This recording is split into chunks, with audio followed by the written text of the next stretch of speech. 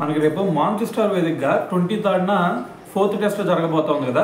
మరి ఈ టెస్ట్లో అసలు ఏమన్నా చేంజెస్ చేయాలా? ఎందుకంటే మనం థర్డ్ టెస్ట్ ఆల్రెడీ ఓడిపోయాం. ఈ మ్యాచ్ ఖచ్చితంగా గెలిచి తీరాల్సిందే. ఓడిపోయామంటే ఈ సిరీస్ మనం కోల్పోయినట్టే. కాబట్టి మనకి ఇప్పుడు ఏదైతే టీం ఉందో ఆ టీం ఇంకా స్ట్రాంగ్గా బిల్డ్ చేసుకుంటే మాత్రం మనం గెలవగలుగుతాం. సో మరి ఇటువంటి సిచ్యువేషన్లో మరి కొన్ని చేంజెస్ ఏమైనా చేయాల్సినవి ఉన్నాయంటే నాకు ఖచ్చితంగా 2 చేంజెస్ కనిపిస్తూ ఉన్నాయి. సో వాటిలో ఫస్ట్ వచ్చేసరికి మనకి నెంబర్ 3 పొజిషన్. సో నెంబర్ 3 పొజిషన్లో మనకి ఫస్ట్ మ్యాచ్లో చూసుకుంటే సాయి సుదర్శన్ ఆడినట్టున్నాడు. సో అతని పర్ఫార్మెన్స్ ఫస్ట్ ఇన్నింగ్స్లో అంత పర్ఫార్మెన్స్ ఇవ్వలేదు, కానీ సెకండ్ ఇన్నింగ్స్లో చూసుకుంటే ఓకే పర్లేదు అనిపించాడు, ఒక రిథంలోకి రాబోతున్నాడు అని చెప్పేసి. సో దాని తర్వాత వెంటనే సెకండ్ టెస్ట్కి థర్డ్ టెస్ట్కి అతను తీసి పక్కన పెట్టేశారు. మరి దాని ప్లేస్లో కరుణ్ నాయర్ని తీసుకొస్తే అతను ఎక్సలెంట్ పర్ఫార్మెన్స్ ఇచ్చాడా అంటే మనం చూసిందే, మొత్తం కూడా ఇప్పటివరకు 130 రన్స్ ఏమో చేసినట్టున్నాడు అంతే. అయితే మరి ఇప్పుడు ఆ ప్లేస్లో మళ్ళీ సాయి సుదర్శన్ తీసుకొచ్చి పెడితే చాలా బెటర్ ఏమో అనేది నా ఫీలింగ్ అనమాట. ఎందుకంటే ఐపీఎల్ అతను పర్ఫార్మెన్స్ చూసాం, ఫస్ట్ టెస్ట్లో ఒక రిథం అందుకోబోతున్నాడు అనే లోపు అతను పక్కన పెట్టేశారు. సో కాబట్టి నా ఒపీనియన్ ప్రకారం ఏంటంటే సాయి సుదర్శన్ తీసుకొస్తే ఇంకా స్ట్రాంగ్ అయింది అనేది నా ఒపీనియన్ అనమాట. అది పక్కన పెట్టేస్తే బౌలింగ్లో ఏదైనా చేంజెస్ చేయాలంటే మనకి పేస్ అటాక్లో ఎటువంటి చేంజెస్ అవసరం లేదు. ఎందుకంటే బుమ్రా, సిరాజ్, ఆకాష్దీప్ వీళ్ళ ముగ్గురు సెట్ అయిపోయారు. సో ఇంకేదన్నా చేంజెస్ చేయాలంటే మనకి ఆకాష్దీప్ ప్లేస్లో మరి హర్షదీప్ సింగ్ని తీసుకొస్తే.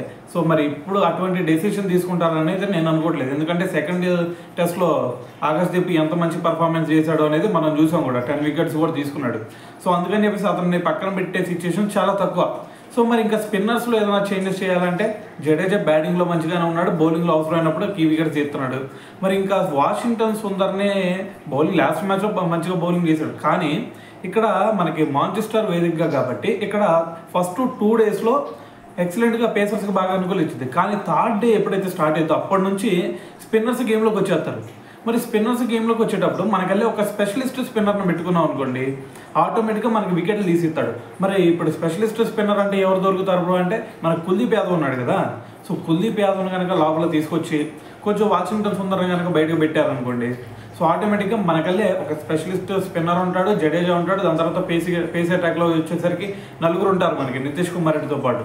సో మరి దీన్ని బట్టి చూస్తుంటే మనకి ఈ 2 చేంజెస్ చేస్తే చాలా బెటర్గా ఉండిద్దేమో అనేది నా ఒపీనియన్ అనమాట. ఎందుకంటే స్పిన్నర్స్కి బాగా అనుకూలించింది అక్కడ మాంచెస్టర్ వేదికగా థర్డ్ డే నుంచి ఖచ్చితంగా.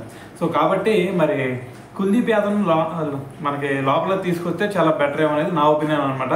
సో మరి మీరేమనుకుంటున్నారు? ఇంకా మనకి టీంలో ఏదైనా చేంజెస్ చేస్తే చాలా బెటరా, లేదంటే ఈ 2 చేంజెస్ కూడా చేయకూడదు అనుకుంటున్నారా? సో ఏమనుకుంటున్నారు అనేది కింద కామెంట్ చేసేయండి.